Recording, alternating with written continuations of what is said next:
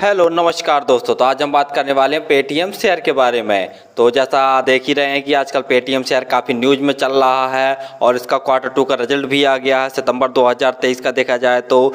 चलिए हम देखेंगे कंपनी के काम के बारे में, उसके बाद देखेंगे कि इसके क्वार्टर टू का रिजल्ट कैसा आया है, फाइनेंशियल कैसे हैं, और अंत में बताएंगे क्या ये सही समय है इस शेयर में इन्वेस्ट करने का या नहीं। तो सबसे पहले देख ले रहे हैं हम कंपनी के काम के बारे में और न्यूज़। तो सबसे पहले हम न्यूज़ जाने ले रहे हैं। तो न्यूज़ जैसा देख रहे हैं कि जो क्वार्टर टू का रिजल्ट आया है इसमें रेवेन्यू लगभग देखा जाए तो 32% बढ़ा है।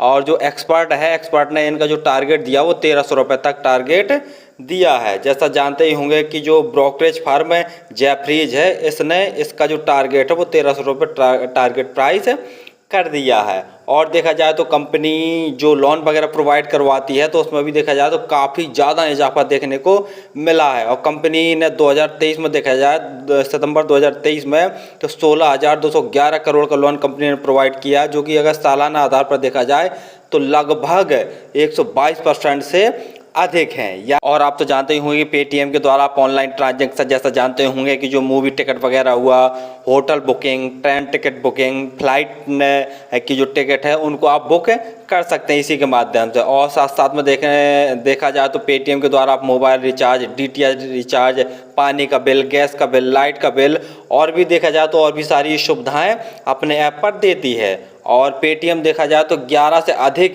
लैंग्वेज में ये उपलब्ध है यह ऐप है। और जैसा हम बता ही चुके हैं कि यह है यात्रा, मूवी, इवेंट बुकिंग, और जैसा आपने देखा ही होगा कि आजकल छोटी छोटी दुकानों में भी स्कैनर या क्यूआर कोड लगा होगा। तो देखा जाए तो ये क्यूआर कोड के माध्यम से भी अपने जो ट्रांजैक्शन है उसको ट्रांजैक्शन करवाती है या इसके ऐप के माध्यम से किया जाता है। तो काम देखा जाए तो काम तो इसका बहुत बढ़िया और ऑनलाइन भुगतान की सेवा ही इसका मुख्य रूप से काम है जो प्रोवाइड करवाती है। और साथ साथ में छोटे छोटे लोन्स होते हैं, पर्सनल लोन हुआ या जैसे जानते ही होंगे कि जो सड़क के किनारे लगाने वाले ठेला रेडी वाले हैं या और भी छोटे छोटे दुकानदार हुआ तो उनको ये लोन प्रोवाइड करवाती है। तो मुख्य रूप से इसके दो ही काम, ऑनलाइन ट्रांजैक्शन और जैसा बता ही दिया, और दूसरा जो लोन वगैरह है छोटे छोटे लोन उनको प्रोवाइड करवाना। तो इसी के तहत ये अपने रेवेन्यू जनरेट करती है और इसी से प्रॉफिट कमाती है। तो काम तो लगभग आपको समझ में आ गया होगा। चलिए अब देख ले रहे हैं हम क्वार्टर टू का रिजल्ट। तो हमने क्वार्टर टू अर्थात सितंबर 2023 का रिजल्ट ओपन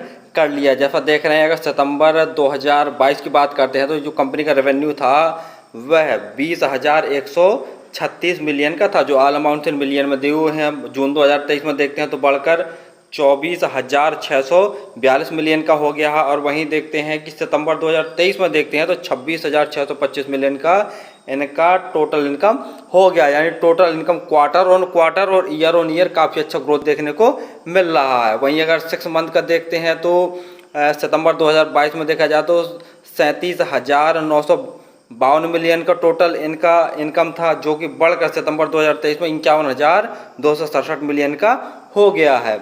यानी 6 महीनों में देखें या क्वार्टर ऑन क्वार्टर देखें तो इनके टोटल इनकम में काफ़ी अच्छा ग्रोथ देखने को मिली है।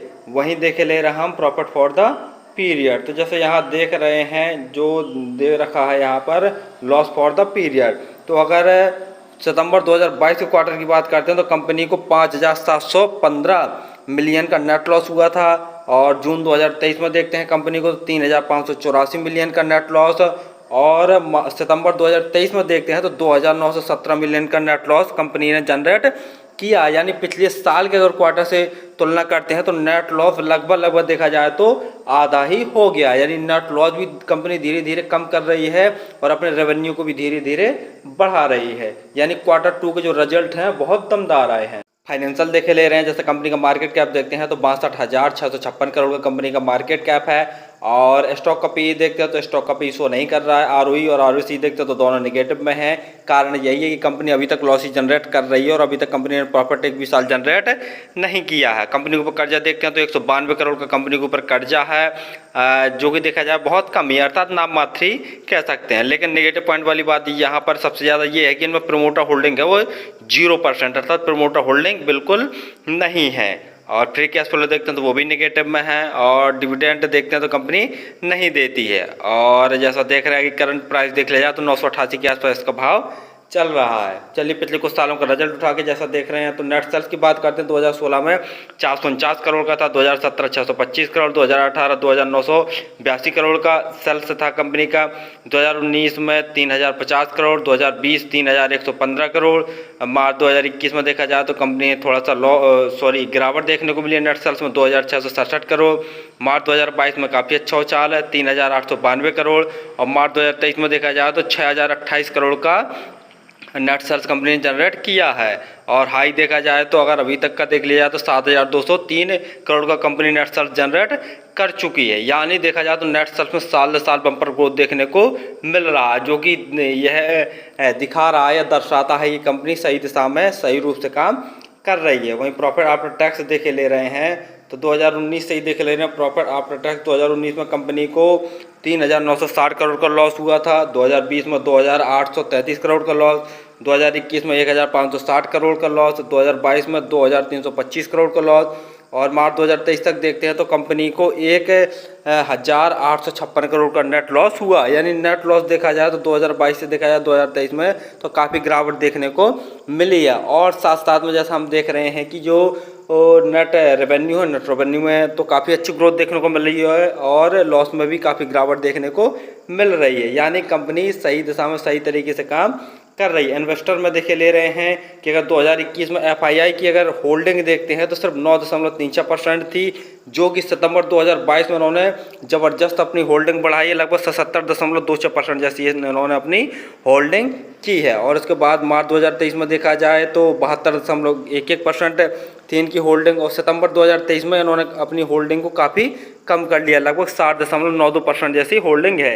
यानी FII देखा जाए तो अभी भी काफ़ी ट्रस्टेड है इस कंपनी के ऊपर और बहुत ज़्यादा होल्डिंग बनाए हुए है। DII देखते हैं तो DII की दिसंबर 2021 में अगर होल्डिंग देखी जाए तो सिर्फ 1.06% थी और सितंबर 2023 में देखा जाए तो 4.05% जैसी इनकी होल्डिंग हो गई है। पब्लिक की देखते हैं तो मार्च 2021 में 89.58% थी होल्डिंग, जो कि घटकर सितंबर 2023 में देखते हैं तो 35.02% जैसी इनकी होल्डिंग हो गई है। फाइनली हमने देखा कि जो कंपनी का काम है वो तो बहुत डिमांडिंग वाला काम है और हमेशा चलते रहने वाला काम है और ये है कई प्रकार की जो सर्विसेज होती हैं, ऑनलाइन सर्विसेज वो प्रोवाइड करवाती है, लोन वगैरह भी प्रोवाइड करवाती है। तो कंपनी का काम तो है बहुत बढ़िया है और जैसा हमने बता ही दिया कि इसने जो लोन वगैरह भी ज़्यादा से ज़्यादा प्रोवाइड 2023 में करवाए हैं कंपनी। और जैसा हमने Q2 का रिजल्ट भी देखा तो नेट रेवेन्यू में बम्पर ग्रोथ देखने को मिला है और अगर देखा जाए तो नेट लॉस उसमें भी कंपनी ने अपने नेट लॉस को भी लगभग आधा कर दिया। यानी कंपनी सही दिशा में काम कर रही है। और देखा जाए तो FII की होल्डिंग भी देखते हैं तो काफ़ी ज़्यादा है और लेकिन नेगेटिव पॉइंट वाली बात यहाँ पर ये है कि इनमें जो प्रमोटर होल्डिंग है वह शून्य है, कंपनी के पास कैश फ्लो भी नहीं है और अभी तक प्रॉफिट मेकिंग कंपनी बन भी नहीं पाई है। तो ये कंपनी के नेगेटिव पॉइंट हैं। अगर आप इसमें इन्वेस्ट करना चाहते हैं तो थोड़ा थोड़ा करके ही इन्वेस्ट करें, इकट्ठा पैसा ना ही डालें। और जैसा टारगेट दिया गया है 1300 रुपये जेफरीज फर्म के द्वारा दिया गया है, तो ये ज़रूरी नहीं है कि हमारा 2 दिन 4 दिन या 1 महीने के अंदर ही इस टारगेट को क्रॉस कर लेगा। हो सकता है टाइम भी लग सकता है, 4 महीने 6 महीने 1 साल। रिस्क पर ही पैसे लगाएं, अपने रिस्क पर ही इन्वेस्ट किया करें। और आप हमारे चैनल को सब्सक्राइब कर लें ताकि आपको समय समय पर शेयर मार्केट संबंधी जानकारी, IPO संबंधी जानकारी तथा SME IPO संबंधी जानकारी मिलती रहे। धन्यवाद।